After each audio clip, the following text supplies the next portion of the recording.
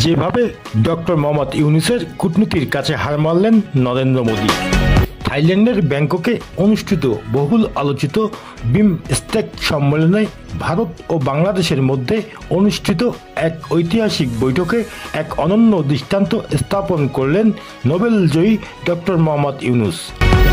ভারতের প্রধানমন্ত্রী নরেন্দ্র মোদী আগে থেকেই উপস্থিত ছিলেন এবং অপেক্ষা করছিলেন বাংলাদেশের প্রধান উপদেষ্টা ডক্টর মোহাম্মদ ইউনূসের জন্য। মোদীর সঙ্গে সারিবদ্ধ হয়ে অপেক্ষা করছিলেন ভারতের উচ্চপদস্থ প্রতিনিধিরাও। আর যখন ডক্টর ইউনূস সভাকক্ষে প্রবেশ করেন তখন শ্রদ্ধার নিদর্শন স্বরূপ সবাই দাঁড়িয়ে যান, যেমনটা আমরা শ্রেণীকক্ষে শিক্ষকের প্রবেশে দেখতে পাই।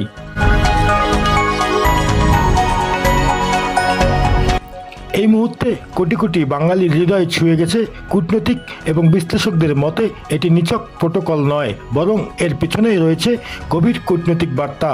এতদিন ধারণা ছিল বাংলাদেশ ভারতের সঙ্গে বৈঠকে বসতে উদ্গ্রীব, কিংবা ডক্টর ইউনূস মোদীর সঙ্গে সাক্ষাৎ চেয়ে তদবির করেছেন। কিন্তু মোদীর এই সম্মানজনক অপেক্ষা সেই ধারণাকে সম্পূর্ণভাবে পাল্টে দিয়েছে। এখন স্পষ্ট, ভারতের কাছেই বাংলাদেশের বৈঠকটি অতি গুরুত্বপূর্ণ।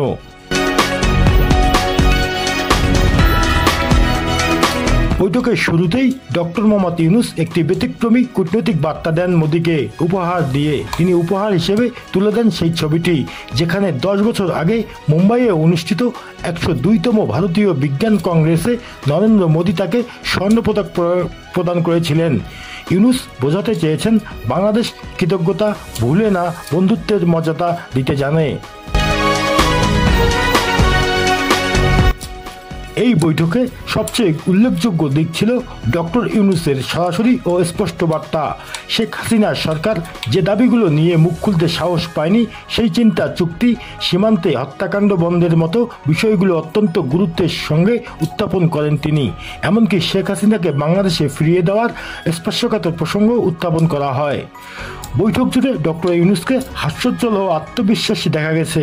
অপরদিকে মোদীকে দেখা গেছে কিছুটা চিন্তিত ও অবসাদগ্রস্ত। মনস্তান্ত্রিক কৌশলে এই বৈঠকে বাংলাদেশের পক্ষ থেকে প্রাথমিক বিজয় এসেছে বলে মনে করেছেন কূটনৈতিক বিশ্লেষকরা। সব মিলিয়ে মোদীর কূটনৈতিক ছাপিয়ে গিয়ে বাংলাদেশ এবার কূটনৈতিক ময়দানে একটি সাহসী ও মর্যাদাপূর্ণ অবস্থান গ্রহণ করেছে, তা নিঃসন্দেহে প্রমাণ করেছে প্রধান উপদেষ্টা doctor Mohammad Yunus. Local news, মাহিজুয়েল।